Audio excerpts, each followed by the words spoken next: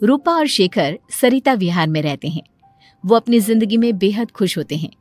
दोनों का शौर्य नाम का एक बेटा भी होता है, जिस पर दोनों ही अपनी जान छिड़कते हैं। शेखर, अब तो आप शौर्य को अपनी गोद से नीचे उतार दीजिए, उसके सोने का टाइम हो रहा है। नहीं रूपा, इसे मेरे पास ही रहने दो प्लीज। मैं थोड़ी देर में इसे बिस्तर में सुला दूंगा। लेकिन कल सुबह आपकी ऑफिस में मीटिंग भी तो है ना, और इसके लिए आपको कल जल्दी भी तो निकलना होगा। जाइए, आप भी जाकर सो जाइए। क्या यार, अभी तो मेरी गोद में आया था मेरा बेटा और तुम उसे लेकर जा रही हो। बाद में कर लेना अपने बेटे से प्यार, अभी जाकर सो जाइए। रूपा शेखर से शौर्य को ले रही होती है कि तभी शौर्य रोने लगता है। शौर्य को रोता देखकर रूपा उसे फिर से शेखर को थमा देती है। आपका बेटा ना एक नंबर का नौटंकी है, बिल्कुल आप पर गया है वो। साफ बोलो ना, तुम्हें जलन होती है हम दोनों बाप बेटे का प्यार देखकर।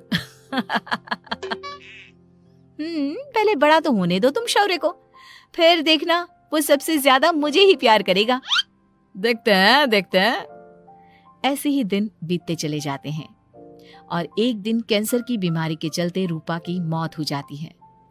अब शौर्य 3 साल का हो चुका होता है, जिसके कारण उसकी दादी शेखर पर दूसरी शादी का दबाव बनाने लगती है।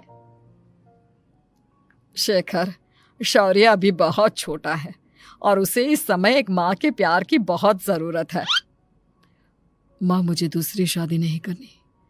क्या पता जो दूसरी औरत आएगी वो मेरे बेटे को एक माँ का प्यार दे या ना दे।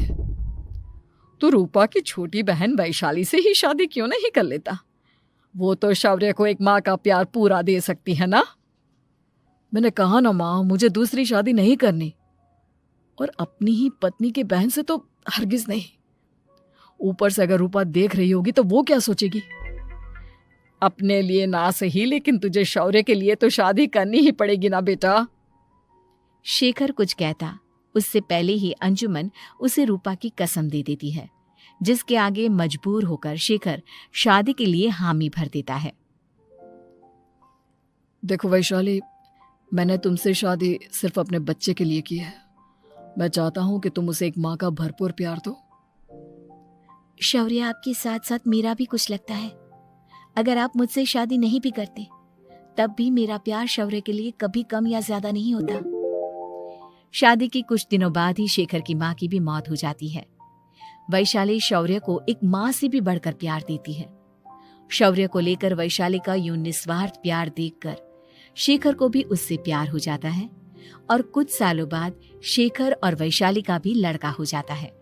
लेकिन इसके बाद वैशाली का शौर्य को लेकर बर्ताव बदलने लगता है। वैशाली, मैं देख रहा हूँ तुम आजकल शौर्य का जरा भी ध्यान नहीं रख रही हो। मुझे पता नहीं था कि आदित्य के होने के बाद तुम इतना बदल जाओगी। आदित्य मेरा अपना सगा खून है और शौर्य दीदी का, फिर मैं दोनों में अंतर कैसे नहीं करूं? माँ भले ही दोनों के अलग अलग है, लेकिन पिता तो एक है ना। अगर मुझे पहले पता होता कि तुम इतनी जल्दी बदल जाओगी तो मैं कभी तुमसे शादी ही नहीं करता। हाँ, तो किसने कहा था आपसे मुझसे शादी करने के लिए? मैं थोड़ी ना आई थी आपके पास, आपकी माँ ही आई थी मेरे घर आपका रिश्ता लेकर। वैशाली, मुझे तुमसे ऐसी उम्मीद नहीं थी। गुस्से में शेखर अपना पैर पटकता हुआ शौर्य को वहां से लेकर चला जाता है। पापा, मम्मा मुझसे प्यार क्यों नहीं करती? क्या मैं उनका सगा बेटा नहीं हूँ इसलिए मुझसे प्यार नहीं करती? मम्मा नहीं करती तो क्या हुआ बेटा, पापा तो करते हैं ना आपसे प्यार। कुछ दिनों के बाद, आज तुझे खाना पीना कुछ नहीं मिलेगा, चल चुपचाप से अपने रूम में जाकर सो जा। माँ, अब भाई को खाना क्यों नहीं दे रही हो? बेटा तू आराम से खाना खा, इस नालायक की चिंता मत कर। एक दिन खाना नहीं खाएगा तो मर नहीं जाएगा ये। अगर भैया नहीं खाएंगे तो मैं भी नहीं खाऊंगा। तू अपने भाई का भक्त क्यों बन रहा है? ये तेरा सौतेला भाई है, सगा नहीं जो तू लक्ष्मण बन रहा है। माँ, आपको इतना भी नहीं मालूम? श्री राम और लक्ष्मण सगे भाई नहीं थे। श्री राम माता कौशल्या और लक्ष्मण माता सुमित्रा की कोख से जन्मे थे। दोनों के सिर्फ पिता एक थे लेकिन माँ अलग थी। मुझे ज्यादा ज्ञान देने की जरूरत नहीं है। ये सतयुग और त्रेता युग नहीं है, समझे? आया बड़ा भाई का चमचा। इतना कहकर वैशाली वहां से चली जाती है। जिसके कुछ टाइम बाद शिखर वहां आता है और आदित्य उसे सारी बात बताता है। मुझे माफ कर दो शौर्य, तुम्हारी माँ के जाने के बाद मुझे दूसरी शादी का फैसला करना ही नहीं चाहिए था। अगर मैं दूसरी शादी नहीं करता तो शायद आज तुम्हारी ये हालत ना होती। नहीं पापा, अगर आप शादी नहीं करते तो मुझे आदित्य जैसा छोटा भाई कभी नहीं मिलता। थैंक यू मुझे इतना अच्छा भाई देने के लिए। तुम दोनों हमेशा ऐसे ही साथ रहना, फिर कोई भी तुम दोनों का कुछ नहीं बिगाड़ पाएगा। चलो मैं तुम दोनों को आइसक्रीम खिला कर लाता हूँ, बहुत भूख लग रही है ना। शिखर शौर्य और आदित्य को आइसक्रीम दिलाने लेकर जाता है। वो दोनों को पार्क में खड़ा करके आइसक्रीम लेने जा ही रहा होता है, तभी तेज रफ्तार से आती हुई एक गाड़ी उसे कुचल देती है और उसी पल शेखर की मौत हो जाती है, जिसके बाद शौर्य की जिंदगी नर्क से भी बदतर हो जाती है। सुन रहे चिरकुट, इस घर के किसी भी सामान को मेरी मर्जी के बगैर हाथ मत लगाना। इन सब पर अब तेरा कोई हक नहीं है, समझा? ठीक है माँ, मैं आपकी इजाजत के बगैर किसी चीज को हाथ नहीं लगाऊंगा। चल जाकर अब पूरे घर की सफाई कर। महज 7 साल का शौर्य वैशाली के कहने पर अपने नन्हे नन्हे हाथों से पूरे घर की सफाई करने लगता है। ऐसे ही दिन बीतने लगते हैं, लेकिन मासी से माँ बनी वैशाली को उस मासूम से बच्चे पर जरा भी तरस नहीं आता। क्यों शौर्य, ये घर में इतनी गंदगी कैसे हो रही है? ढंग से सफाई नहीं की है क्या तूने? माँ मैंने तो अच्छे से सफाई की थी, लेकिन आदित्य बार बार इधर उधर चलकर गंदा कर देता है। अच्छा, खुद से एक काम ढंग से नहीं होता और अपनी गलतियों का जिम्मेदार मेरे बेटे को ठहराता है। इतना कहकर वैशाली बांस का डंडा उठाकर शौर्य को जोर जोर से मारने लगती है। तभी वहां वैशाली के मायके वाले भी आ जाते हैं और उसकी सारी करतूतें देख लेते हैं। माँ मैं ऐसा क्या करूं जिससे आप मुझे भी आदित्य के जितना प्यार करोगी? बोलिए ना माँ, मेरे क्या करने से आपके अंदर मेरे लिए ममता जागेगी?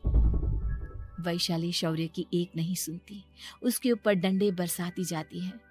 हद पार होते देख वैशाली की माँ उसका हाथ पकड़ती है और जोर से उसे थप्पड़ मारती है। यही सब करने के लिए तूने दामाद जी से शादी की थी? हमने सपने में भी तुझसे ऐसी हरकत की उम्मीद नहीं की थी। तू माँ नहीं, माँ के नाम पर एक धब्बा है। बस कीजिए माँ, आदित्य के इस दुनिया में आने से पहले मैंने इसे बहुत प्यार किया था, लेकिन अब जब मेरी खुद की औलाद है तो मैं किसी और के बच्चे से प्यार क्यों करूं? अरे नालायक औरत, जिसे तू किसी और का बच्चा कह रही है वो तेरी खुद की सगी बहन का बच्चा है। बहन है तो क्या हुआ, मेरे अपने बच्चे से बढ़कर तो नहीं हो सकता ना ये कभी।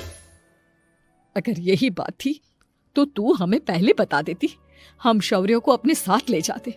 उसे इस तरह प्रताड़ित करने की क्या जरूरत थी? अगर आपको लेकर जाना है ना तो ले जाइए इसे, मैं नहीं रोकूंगी। नहीं माँ, मुझे कहीं नहीं जाना, मुझे आपके साथ ही रहना है। मैं तेरी कोई माँ बाबा नहीं हूँ, तेरी माँ मर चुकी है, समझा? अब निकल जा मेरे घर से।